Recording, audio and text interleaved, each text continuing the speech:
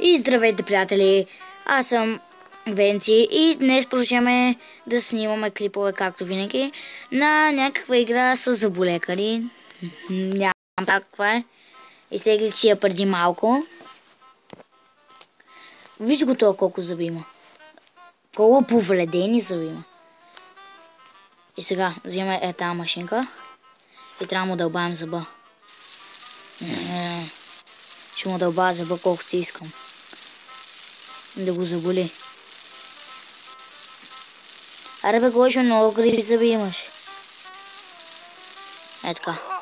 55 точки. Найс. Айде. Това къде си ли? Сега трябва да го запълваме. 94, почти 100.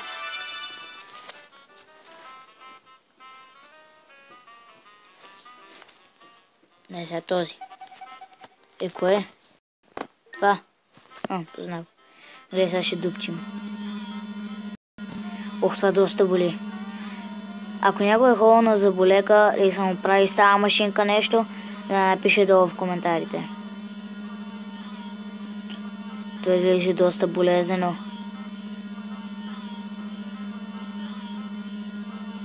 Накрая на това има катболче. Ау! Искай ти подупчи зъба. И така ще му да... 90 точки. Не е зле. Гошо, я ти видим зъбите. 97. Трябваха ми още 3 точки. Нищо. Не мога да разбера, защото всеки път физиономите на хората са някакви такива недоволни. Сега ще му чукаме зъба.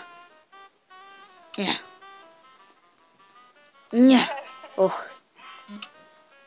Аз не бих искал да ходя такъв заболекар, който ти чука зъбите навътре.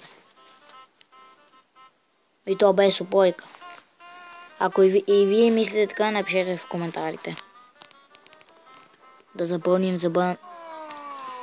Пак 97. Просто нямам думи. Я имаш ли още нещо?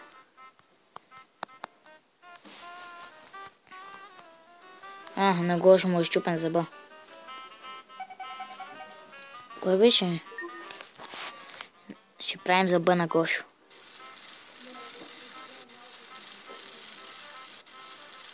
Гошо, ще не си ми зъбите. Ще те бия. 55. Найс. 643 точки, не е зле. И 2 звезди. Абе, ти пипи дългото чорапче ли си? Той инструмент, с който използваме, са най-често се използва. Пак 97. Това просто е много скапана игра. Не знам, що играе.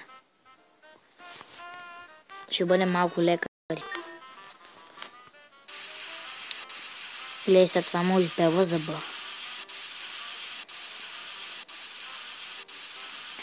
Ако имате предложения за други игри, можете да ги оставите в коментарите.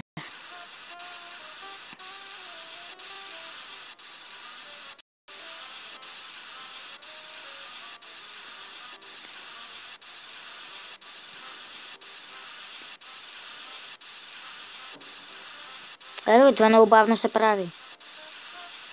Не, така ми ще... Точка не е лошо.